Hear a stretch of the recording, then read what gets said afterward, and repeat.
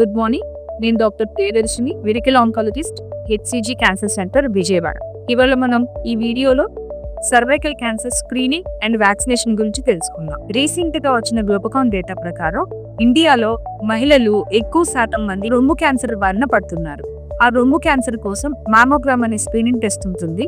40 సంవత్సరాల పైచిలికి మహిళలు సంవత్సరానికి ఒకసారి మామోగ్రామ్ చేయించుకోవాల్సిన అవసరం ఉంటుంది. ఇది యావరేజ్ రిస్క్ మహిళలు. రొమ్ము క్యాన్సర్ తర్వాత అత్యధికంగా చూస్తున్న cancer cervical cancer. Cervical cancer అంటే గర్భాశయ ముఖద్వారానికి వచ్చే క్యాన్సర్.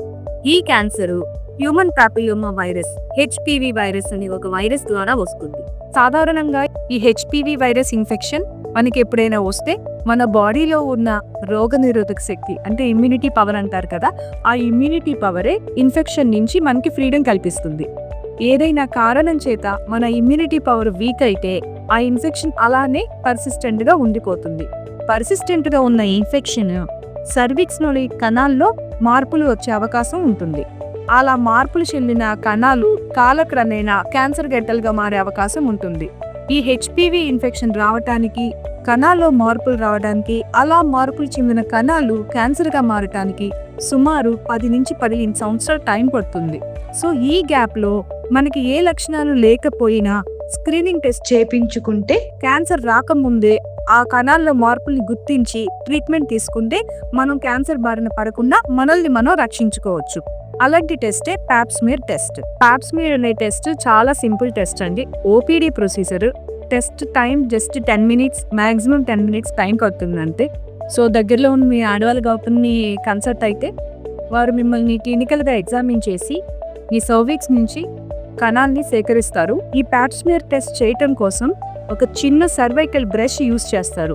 మీరు దగ్గరలో ఉన్న ఆడవాళ్ళ డాక్టర్ దగ్గరకు వెళ్తే వారు మిమ్మల్ని క్లినికల్గా ఎగ్జామిన్ చేసి ఈ సర్వైకల్ బ్రష్ ఏదైతే ఉంటుందో దాని నుంచి మీ సర్విక్స్ నుంచి ఈ సాఫ్ట్ బ్రిజిల్స్ ఉంటాయి కదా, ఈ సాఫ్ట్ బ్రిజిల్స్తో సర్విక్స్లో ఉన్న కణాలని సేకరించి ఈ ఫ్లూయిడ్లో ఆ కణాలని కలెక్ట్ చేసి ల్యాబ్కి పంపించి అక్కడ ఉన్న పెథాలజీ డాక్టర్ గారు మైక్రోస్కోప్లో ఆ కణాలని చూస్తారు.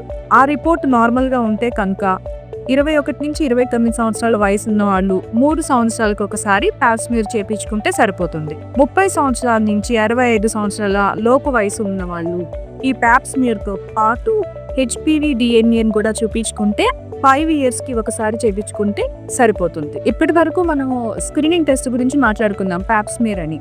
అసలు ఈ ఇన్ఫెక్షన్ బారిన నుంచి మనం కాపాడటానికి ఏదైనా వ్యాక్సిన్ ఉందా? దీనికి సంబంధించిన వ్యాక్సిన్ ఉంది. ఆ వ్యాక్సిన్ హెచ్పివి వ్యాక్సిన్. ఈ వ్యాక్సిన్ 9 సంవత్సరాల వయసు నుంచి స్టార్ట్ అవుతుందండి షెడ్యూల్. 9 సంవత్సరాల వయసు ఉన్న అమ్మాయిలు, అబ్బాయిలు ఇద్దరు ఈ వ్యాక్సిన్ వేయించుకోవాల్సిన అవసరం ఉంటుంది. అబ్బాయిలకి ఈ వ్యాక్సిన్ ఎందుకు? సాధారణంగా ఈ వైరస్ మహిళల్లో ఎలా అయితే సర్వైకల్ క్యాన్సర్, వెజైనల్ క్యాన్సర్, వాల్ట్ క్యాన్సర్ కాజ్ చేస్తుందో పురుషుల్లో కూడా oral cancers, anal cancers, penis cancer cause చేసే అవకాశం ఉంటుంది. కాబట్టి 9 సంవత్సరాల వయసు నుంచి స్టార్ట్ చేసుకోవాల్సిన అవసరం ఉంటుంది ఈ వ్యాక్సినేషన్. సో పురుషుల్లో వేపిస్తే వాళ్ళకి ఉపయోగం ఉంటుంది అండ్ హర్డ్ ఇమ్యూనిటీకి కూడా ఉపయోగం ఉంటుంది. హర్డ్ ఇమ్యూనిటీ అంటే ఎక్కువ శాతం మంది పాపులేషన్ వ్యాక్సిన్ వేపించుకుంటే ఇండైరెక్ట్ గా కమ్యూనిటీ మొత్తానికి కూడా ఈ ఇన్ఫెక్షన్ నుంచి మనం కాపాడొచ్చు. దాన్ని హర్డ్ ఇమ్యూనిటీ అంటారు. కాబట్టి అమ్మాయిలు ఈ వ్యాక్సిన్ వేపించుకోవాలి, అబ్బాయిలు ఈ వ్యాక్సిన్ వేపించుకోవాలి. వ్యాక్సినేషన్ షెడ్యూల్ ఏమిటి? మీ పిల్లల వయసు 9 నుంచి 14 సంవత్సరాల లోపు అయితే 2 డోసులు వేపించుకుంటే సరిపోతుంది. 15 నుంచి 26 సంవత్సరాల లోపు అయితే 3 డోసులు వేపించుకోవాల్సిన అవసరం పడుతుంది.